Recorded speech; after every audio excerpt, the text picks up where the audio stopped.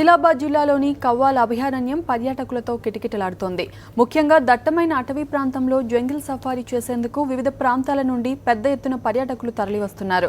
Kawal అభయారణ్యంలో jungle సఫారీపై సాక్షి ప్రత్యేక కథనం. ఆదిలాబాద్ జిల్లాలోని అత్యంత దట్టమైన అటవీ ప్రాంతం కన్వాల్ అభయారణ్యం.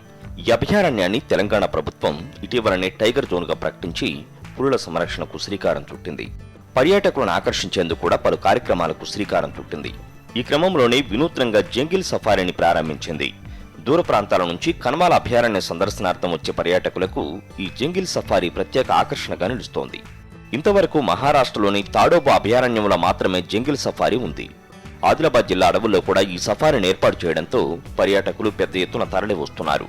అయితే సౌకర్యాలను మెరుగుపరచాలంటున్నారు పర్యాటకులు. పర్యాటకులను ఆకర్షించడానికి మరిన్ని సౌకర్యాలు కూడా కల్పించాల్సిందిగా మనవి.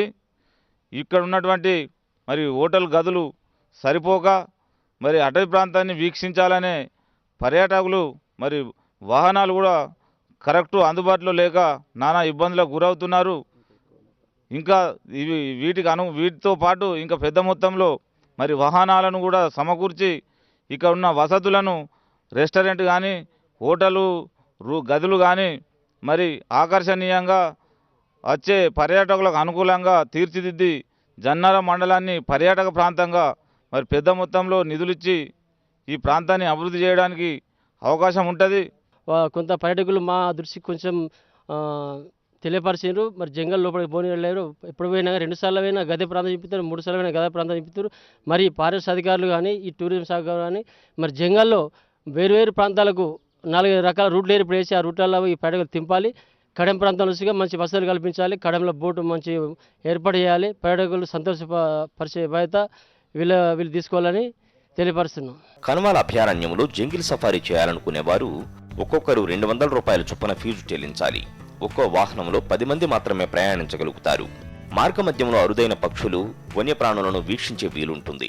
జన్నారంలో వచ్చేసి 9 ఏసీ రూమ్లు, 2 నాన్ ఏసీ, 1 జీడీ రూమ్ కట్టడం జరిగింది. అదేవిధంగా హైజీనియస్ ఫుడ్ రెస్టారెంట్ ద్వారా పర్యాటకులు ఇవ్వడం జరుగుతుంది.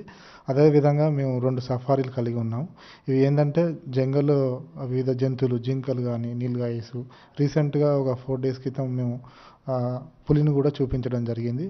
పులిని చూపెట్టినప్పుడు గెస్టులు ఎంతో ఆహ్లాదకరంగా ఫీల్ అవడం జరిగింది. కన్వాల్ అటవీ ప్రాంతానికి వచ్చే పర్యాటకులు బస చేసేందుకు జన్నారం, కడెంలో హరిత రిసార్ట్స్ లో వసతి సదుపాయం ఉంది.